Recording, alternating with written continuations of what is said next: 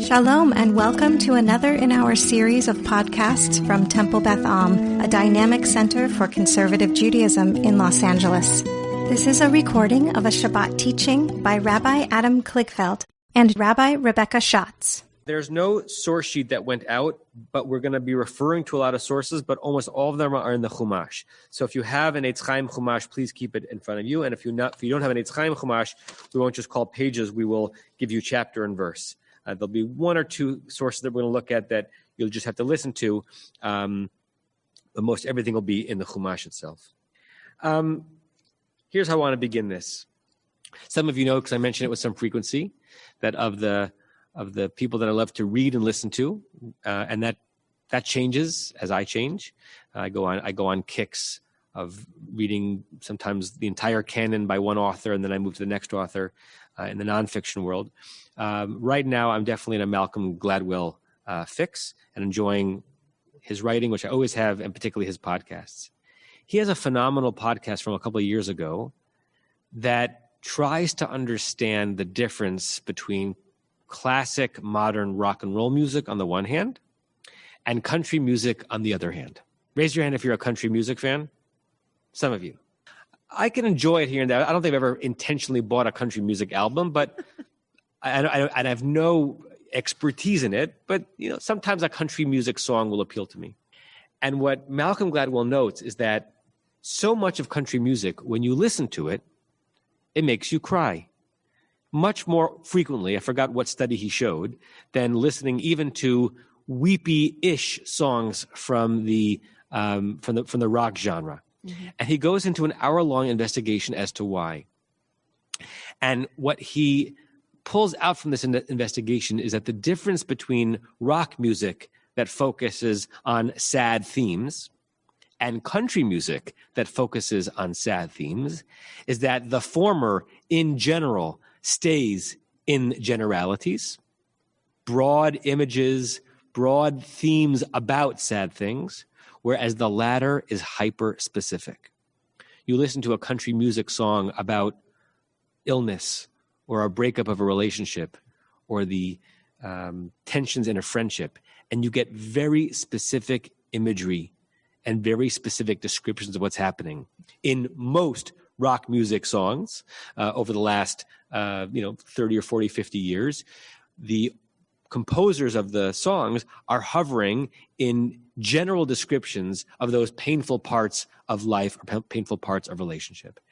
And what Gladwell pulls out of this is that specificity is the key to unlocking emotions. I remember reading about that in an entire different category elsewhere, which is that as a teacher and as a parent, and I suppose as a supervisor, there is an enormous difference between offering general praise and specific praise. And in fact, it's not only the case that offering specific praise is better, it's also possible that offering generic praise doesn't get experienced by the listener in a positive way. Why? If I say to my child, "That is an amazing painting," unconsciously, they might be thinking that their threshold to gain my praise is amazingness, and not everything is amazing. But if I say to my child, "Look at how yellow that sun is on that page," I see the expressions on all of the faces of the people that you drew in that picture. It's specific. It doesn't perpetuate a specific threshold of what is good or what is bad, and it allows them to hear that I'm focusing on details and that I really see what they wrote. I'm not just getting away with, "That was great, well done, good job, amazing." Right? How often do we say those words and we know they are dripping with nothingness, even though we mean them? But if you can get specific in your description in a song of the particular pain in a family as they're dealing with cancer, you're going to get a tear from someone listening to it. And if you get specific in your praise of a child or a employee or a student, they're going to feel that they were seen, and they're going to try to recreate that feeling by being as accomplished the next time around, and not just searching for an illusory chimerical perfection which doesn't actually exist. Step 3. If it's the case that specificity in how we see someone makes them really feel acknowledged, then I think it's also possible that seeing someone only in vague generalities might make them feel like they're a stranger, that you really don't know them, even if you think that you do.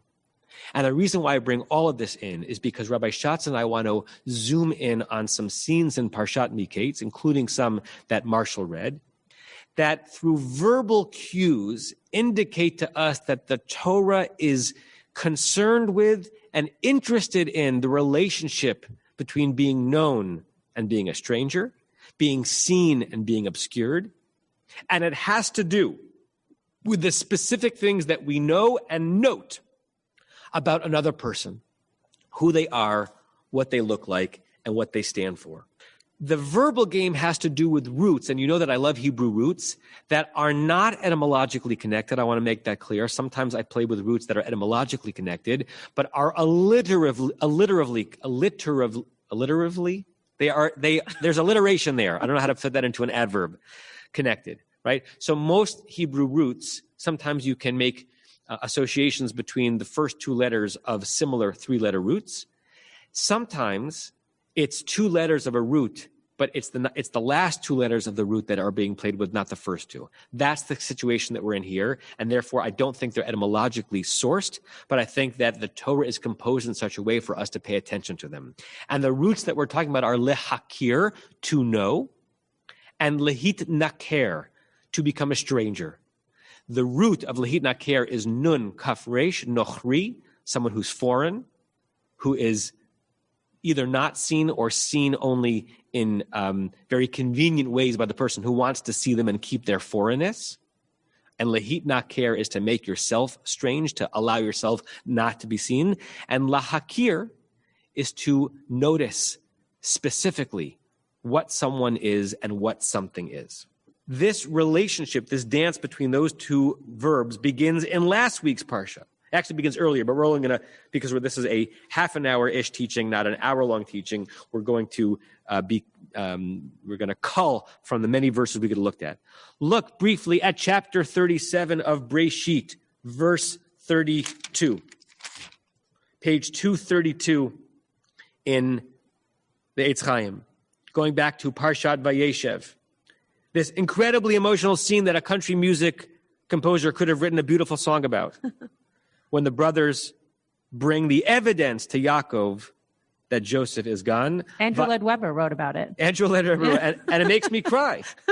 Vayishalchu et ketonat hapasim, they sent the striped garment that was a love gift from Jacob to Joseph. Vayaviu el avihem, they brought it to their father. Vayomru zot matzanu, they said, Dad, we found this. Hakerna, do you recognize it? Oh my God, what a painful question. Do you know whose this is? Do you see the detail in it? This is not just any coat. Do you know what happened, Dad? Hakatonet bincha hi imlo. A terribly painful rhetorical question. Is this your son? We're your sons too. Is this your son's garment or is it not? Of course it is. Hakerna, do you see? Do you recognize? Look a few verses later, chapter 37, verse 33. Actually, not the few verses, the next verse. Vayakira, he knew it. Can you imagine Yaakov's emotions in that moment? This is not just any garment. He recognized it. He saw it for exactly what it was, and therefore there's a full awareness of the horror he's about to experience. Vayomer kutonet beni, yeah, it is my son's garment. Chaya ra'a achalatu. It must be that a wild beast devoured him. Tarof toraf Yosef. He gets to this emotional broken place through hakara, through recognition, through seeing, through specificity. This root is carried over even into the interlude in Parshat Vayeshev last week, the interlude between Judah, Yehuda, and Tamar, which deserves its own attention, which we're not giving it, but that those series of moments where Judah is made to see how wrong he is for having withheld a third son from Tamar and how wrong he was for treating her the way he did. Chapter 38 of Breshit, verse 25, on page 236 in the Eitz Chaim at the bottom. He mutzeit, Judah said, find that Tamar, who is clearly pregnant through harlotry, and bring her out. She was found. V'hi shalcha el chamiha, and she sent to her father-in-law, Lamor, saying this, Leish asher elalo, to whatever man that these things belong to. What are these things? These are the things that she took as collateral when Judah, thinking of her as a prostitute, slept with her. Anochi hara, I'm pregnant with that person's things. Vatomer, and she said, oh, this would be a great scene for a good movie producer or songwriter to create something out of. Hakerna, do you know? Do you recognize? Do you see who these things belong to? Lemi hachotemet v'aptilim v'amateh ha'ela. Do you know really who these things are connected to? Do you see? And in chapter 38, verse 26, the next verse, Vayaker Yehuda, he couldn't not see them for exactly what they are. They belong to him. Vayomer tzadka mimeni. And he said, you are more righteous than me. So it's his shame and his recognition that comes out through this specific understanding of who these things belong to. They were his. And it's Jacob's torn heart that emerges from recognizing haker, the specific garment that was brought to him that was torn. That's the stuff from Vayeshev. Now we're in Miketz. Turn to chapter 42, verse 7. Page 259. Joseph is second in command. He is providing food for all of Egypt. We readers, there's a word for this in literary analysis. We have knowledge that the characters do not, right? We know that the brothers don't know that Joseph is Joseph. We know that Joseph knows that he's Joseph, and we know that Joseph knows that they don't know, right? And we're kind of watching this from above. We know that Joseph is the one that they're going to be asking this question to. They came, the brothers of Joseph, vayishtachavulu apayim, they bowed down upon their faces to the ground. In that moment, already reifying his prophecy that that's what would happen. Vayar Yosef et achav. Joseph saw his brothers. Vayakireim. There's our verb. He saw them. He knew exactly who they were. The years had not obscured. He saw the details for who they were. You might even say that Vayakireim, and he saw into their hearts as to what kind of brothers they were. And now look at the next word. Vayakireim vayitnaker. Those are the two roots that are not etymologically connected, but I think are thematically connected. He saw them, he knew them for who they were, and he allowed himself not to be seen and be known. I want to say that again. He knew exactly who they were, and his response was, you may not know me, naker. He turned himself into a stranger to them. Vaydaber itam kashod, he spoke to them harshly. And he said, where'd you come from? I suspect you are spies. Look at the next verse, Look at next verse. Verse 8.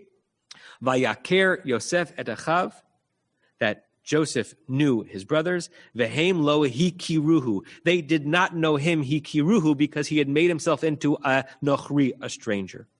So there is such a tension in the scene between who knows what, who knows whom, who is seen and who is not seen. Joseph has the power of vision, always had his entire life, and sees them for exactly who they are. And they are rendered blind and see him as a stranger because that's how he's choosing to dress himself up as. And it's a very powerful thing to make yourself a nochri, a stranger in someone else's eyes. It's a very powerless thing by comparison when you're a stranger in someone else's eyes, not because you want to be, but because they make you that way. Rabbi Schatz? So before I go into this deeply, I would love to know if there's anybody who has any thoughts as to why this is a problem. Why is it a problem that Joseph, or why is it interesting? It might not be a problem. Why is it interesting that Joseph knows who his brothers are, but Joseph, does everything he can to make sure that they do not know who he is and they don't recognize him? What is it about this particular instance that's interesting or could be an issue to you? I'll go into why I think so, but I'm interested in your thoughts. Yeah, Jeffrey Altman. I don't know if you can unmute yourselves or if Kenji has to, but I'll say your full name so that he knows who you are. Can you unmute? There you go. There we go. So perhaps the brothers don't know Joseph because when they were younger and they threw him in the pit, they actually treated him like a stranger. Yeah. They treated him as if he were not family. And he's hiding himself from them to see if there's anything about them that's changed, whether they have any true character and true honesty at this point. Great. I thought you were going in a different direction, and I'm so glad that you went in the direction you went in, because there's something very interesting about the fact that the brothers never really even wanted to know him, right? They threw him in a pit. They never really knew him. And so the fact that he was made a stranger to them once, he is now a stranger to them and making himself into a stranger to do exactly what you just mentioned, to allow them the possibility to have grown, to show, no, in fact, you're not a stranger to us. We've grown. We're going to allow you into our, I would say family, but really hearts, right? We'll allow you in. And that can only be done if they've changed, because as you poignantly mentioned, he was a stranger to them always. He was never known to them. Joanna, do you have a thought? I see your virtual hand. So, sort of building a little bit on what's been said, when you think about how a relationship grows, whether we're talking a brand new relationship that never existed or repairing a severed relationship, you get more specific and you know more and more when the trust develops over time. So at this moment in time, Joseph doesn't yet trust the relationship. He needs to do some more things to see if he feels safe with them, especially in this case, when we're talking about a relationship that has been severed badly. That trust and that sense of safety has to build before Joseph is really willing to get into the specificity about details that will lead to a relationship that is a real relationship built around lehakira, on knowing each other. Beautiful. There's a sense of trust that needs to be there for him to feel like he wants to be known, or that he can be known. And going back to the verses that Rabbi Kligfeld read for us, that moment with Tamar, she is showing that moment of either lack of trust or that she knew what was going on, but he didn't know what was going on, right? There was no moment there of actual knowing, because they didn't have a relationship. They didn't actually know one another. There was no way for someone to recognize another if there is not that trust and that honesty that is built in the relationship to get to know the other person. Any other thoughts? Yes, Gabriela Litov. Hold on one second, Gabriela. We're just going to unmute you before you start talking. Okay. Go ahead. Joseph really suffered a great deal, and really it was by a miracle that he became the high vizier of Egypt. Mm-hmm. Because you would have bet that he would have been killed or made a slave or what. So I think, part of it is Joseph is human, and he would like the brothers, he would like them to suffer, because remember, there was a plague in Egypt. Mm-hmm. So he wanted them to really suffer and to really have to go back to their father and convince him, and he accused them of being spies and accused them shabbily. I mean, they deserved it. I think part of us knows that, vengeance sometimes tastes sweet, or even sweeter when it's cold. Sure. It seems as though Joseph was doing this very knowingly, right? Not to use that word too much here, but he knew exactly what he was doing. He was trying to get them to feel the pain, probably not the same amount of pain that he felt when they betrayed him, but to feel as though they really had to work for that which they wanted, which in this case was not relationship, but then ended up being that they needed relationship to get what they wanted. But he was doing, and the rabbis agree with you. He knew that he was making himself unknown to them so that he could get what he wanted in terms of how they would feel and how they would have to work for that which they wanted. So you're picking up on what the rabbis are putting down. Thanks, Gabriella. Any other thoughts? Yeah, Rebecca. There you go.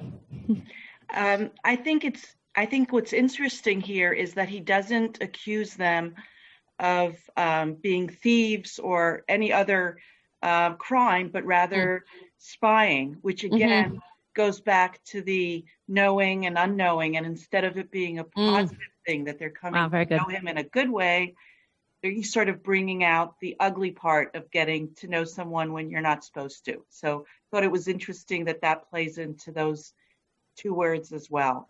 Yeah. Beautiful, Rebecca. What a beautiful insight. Yeah, I love that. I had not thought about that, and I really love that. That is a powerful way of thinking about how we also use the ability to get to know something or see something, right? That it can be used for bad or it can be used for good. And the Torah, the Torah uses language very carefully. And the fact that, as you're pointing out, they don't use a different term for what Joseph thought they could be that would be denigrating to them.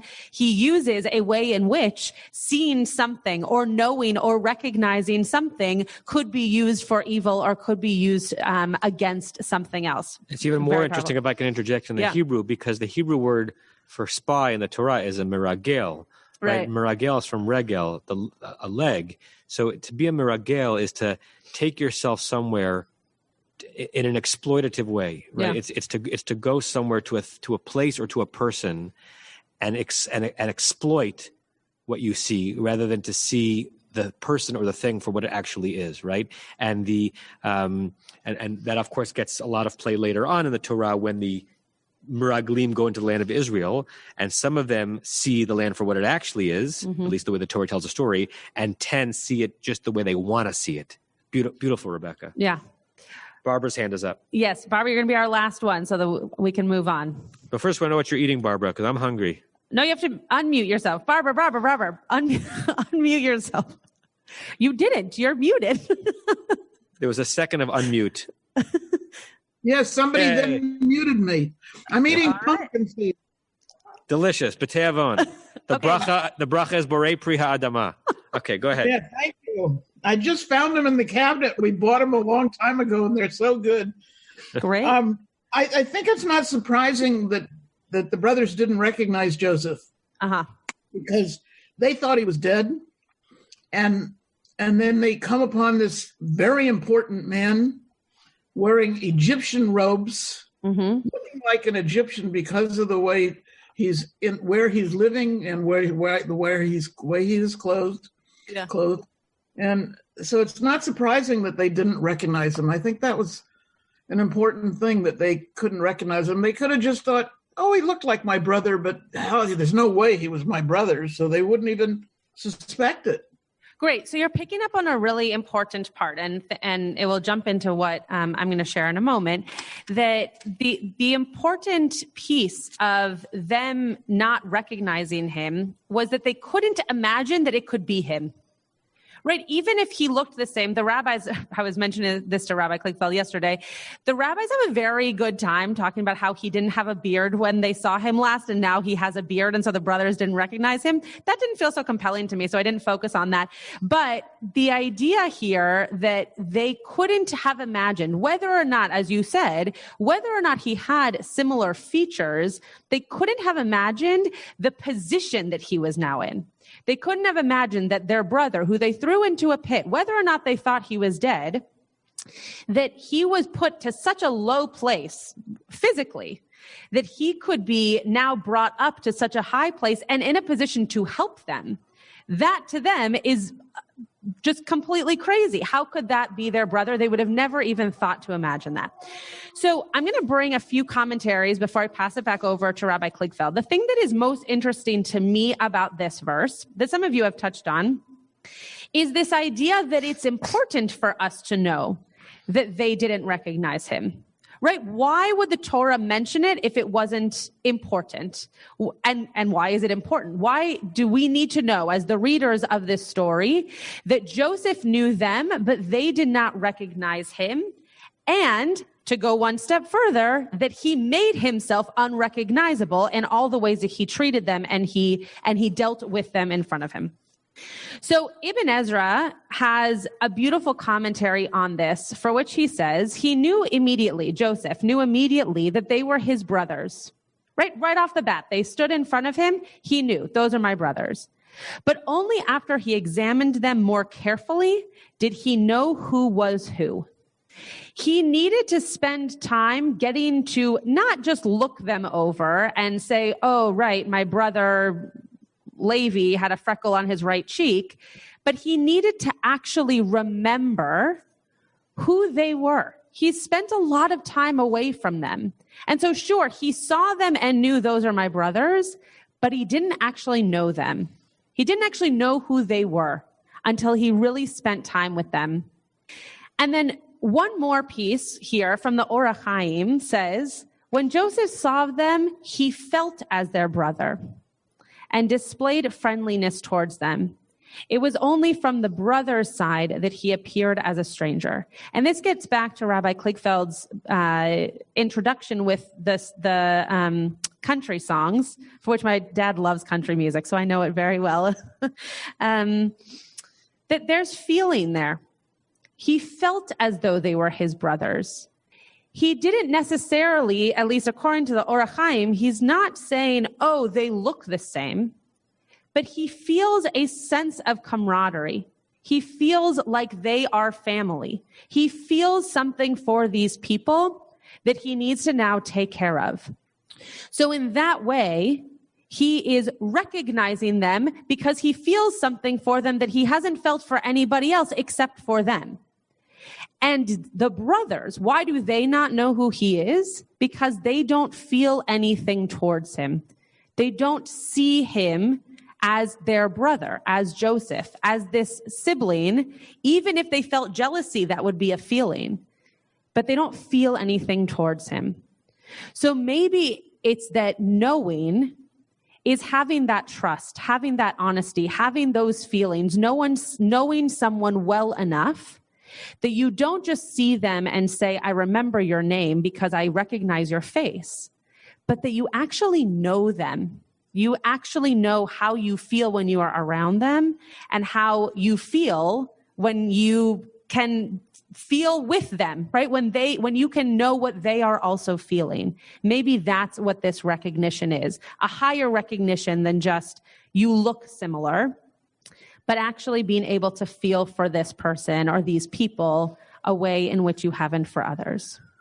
When Rabbi Schatz and I were discussing this theme and trying to figure out where to take it, because there's so many applications, we decided to go, in addition to the many interesting things that you all have brought up, we had another hashlacha, another ramification that we wanted to take it to, and this is where we're going to go in that direction now.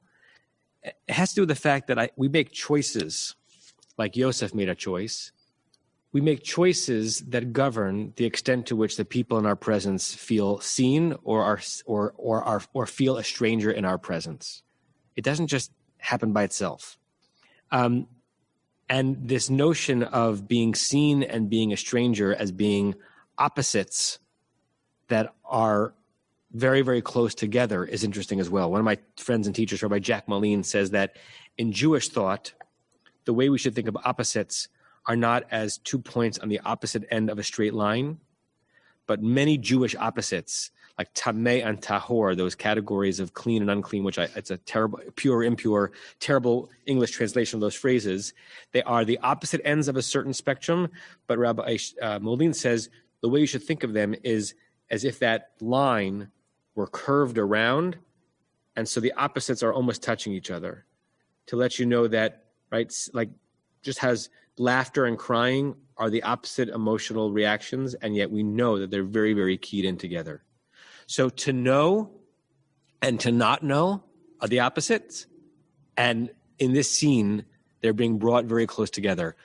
To have someone feel they are really understood in your presence, and to have someone feel that they are a stranger in your presence, there couldn't be two different ways of treating someone, and yet the difference between them could be very subtle. Where our minds went to this was some of the headlines that we have seen over the last week and a half that emerged from what I consider to be a despicable editorial that the Wall Street Journal printed that questioned whether or not Dr. Jill Biden should be permitted to continue to call herself doctor because her doctorate was only in educational psychology or something like that and not in medicine, and that if you need someone to give you the Heimlich maneuver in the White House, don't rely on Dr. Biden to do it. There have been many, many reactions to that editorial, which again, I very much believe in an editorial committee deciding that even things that are objectionable should be read, right? That's the way ideas are brought out and treated as they're supposed to be treated. So we don't only print things that we agree with. That would just be echo chamberism. But some things don't rise to the level of deserving this amount of attention. I believe this editorial, my personal opinion, is in that category.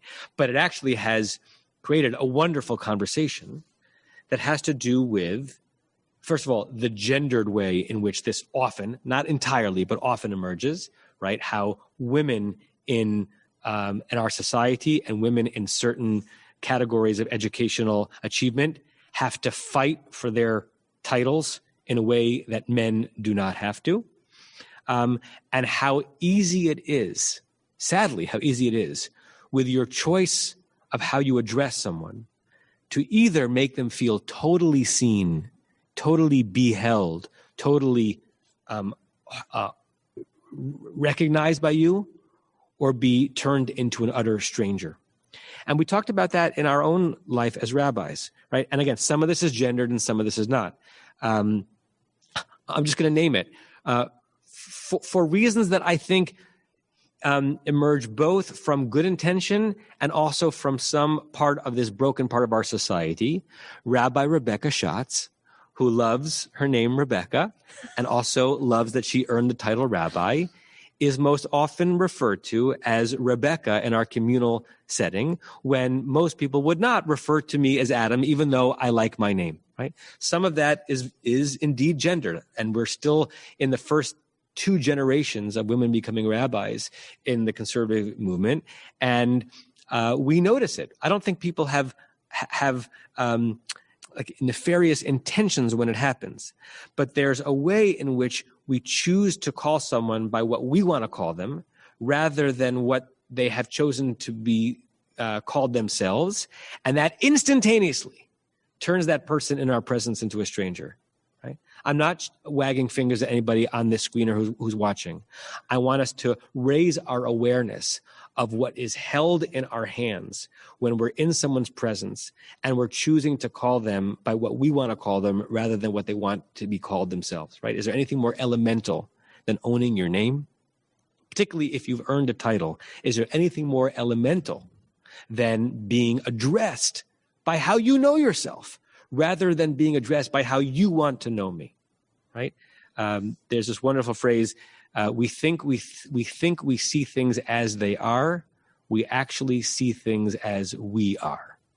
We think we're just objective and we see situations and people as they actually are. They are almost always filtered through something that is present and real for us in the moment, and we see things as we are. So anyone who refuses to refer to Dr. Jill Biden as Dr. Biden, it's saying so much more about who they are than who she is. But her experience of that, either in a public or a private setting, is that rather than her being allowed to be seen, she's being rendered a stranger. Not all of this is gendered. I think some of you know this, that I was a rabbi in upstate New York for 9 years before coming to Los Angeles, and some of this is cultural and transcends gender. And again, I love my first name, and I need people in my life to call me by my first name. And I also think that the rabbinic title matters. There's a reason why most people don't go into their doctor's offices and say, "Hi, Jim," right? There's a reason why that professional separation allows for trust to be built and allows for the proper amount of authority to be present in those relationships. That's not a bad thing. That's a good thing. In 9 years, no one in my congregation, even once, would ever have called me Adam, certainly in a congregational setting. If we happened to also have developed a friendship outside of the congregation, we were on a hike, they were not going to be calling me Rabbi Kligfeld. But there was never a circumstance into which a member of that community would refer to me in writing or in person as anything but Rabbi Kligfeld, which, by the way, is how I had asked for, right? It was an honoring of the title that I thought made sense in my professional work.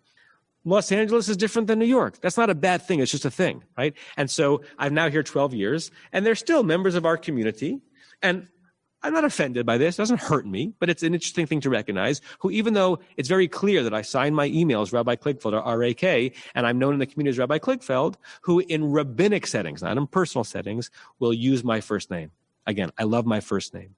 But it's just an interesting thing to recognize how we use our ability to let someone know how we see them and how we're choosing not to see them without necessarily, or maybe specifically thinking about how they're going to react in that moment. So there have been moments in my congregational life here at Temple Beth Am, and I've gotten over it and I'm fine, right? This is not a gripe session. This is a conversation about how this dynamic works in relationship, where instead of feeling at home and being seen for who I want to be, I'm rendered a stranger in that moment because someone else wants to call me by X when I'd rather be known as Y. There are places in this dynamic that are gendered in an ugly and painful way, and our society has to get past that. And there are parts of it that go beyond gender and relate to a person's willingness to not make another person feel like a nochri, like a stranger in their presence, but rather actually lehakirotam, to see them. When someone has earned a title by their training and by their education, they, and only they, I believe, determine when they are and when they are not addressed by that title. And when someone has earned lived out their name, right? They've really made a name for themselves. I think it's incumbent upon other people to recognize that by using the very name that they want to be known by. And that's how we allow people to be seen and not force them to be strangers in our midst. And that's a mitzvah. That's a beautiful, kind act, because we see in our scene how much imbalance there is when people are not recognized for who they actually are, and when they are made to feel as strangers. Rabbi Schatz? Just before we close, as you were talking, it's very interesting to think about how we get our names. When I work with conversion students, I often explain to them that unlike your English name, which my parents' names are Dale and Tracy, but I don't go around and say, "Hi, my name is Rebecca, the daughter of Dale and Tracy." But when I'm called to the Torah, my name includes their names. And so when I'm working with conversion students to pick a name, I explain to them that in Jewish tradition, your name is not just your name, but it's a name that lives on in any children or any family that you choose to have. And they are also then known by your name. And similarly, when you go through a get ceremony, on the get, it is not just your name, but it is the name in which your partner called you as well. So nicknames or pet names or anything like that you might go by, so that on the get, it is clear who it is, because there might be many Rebecca Schatzes. But if my name, Rebecca Schatz, is on a get, and it has all the other names that I might be called by the person who I'm in partnership with, then it's very clear that it's me and not some other Rebecca Schatz. And I think that this comes back to emotion and comes back to feeling, not feeling like a stranger, feeling like you've earned a title, like Dr. Debbie Mishik, who I did not call doctor when she read her Haftorah. And making sure that people feel seen because that feeling is extremely important. Making sure that when someone is called by the name that they wish to be called, that you know that you're making them feel like what they're with you in that experience to do is being seen as held up in a certain way. And on the flip side, when my father calls me Rabbi Schatz in front of a bunch of ECC students, it's very cute for him. And it's weird because my dad calls me other things. And that feeling of having your father call you something that is honorific and I'm proud of is not to me as sweet or as intimate as when he calls me the things that he's been calling me since I was a child. So though Joseph is not talking specifically about names in this story, I do think it has to do with what we hear from the Or HaChaim, which is that feeling of belonging to these people who have come before him, but them not yet realizing that he belongs back to them. And that feeling of recognizing that he can see them. He knows who they are because he feels for them as siblings, and that they can't yet recognize him because they haven't allowed themselves to open up to what that relationship is. So we wish you all a Shabbat Shalom, and we always attempt to see you as you want to be seen. And if we don't, you should let us know. And we always appreciate and really take to heart when you see us as we really are. And that allows us to be in even more of an intimate relationship with you as we share this planet together. You have been listening to another in our series of podcasts from Temple Beth Am, a dynamic center for conservative Judaism in Los Angeles. If you enjoy these podcasts, we invite you to write a review on the Apple Podcast site or wherever you get your podcasts. For more information about Temple Beth Am Los Angeles, go to tbala.org.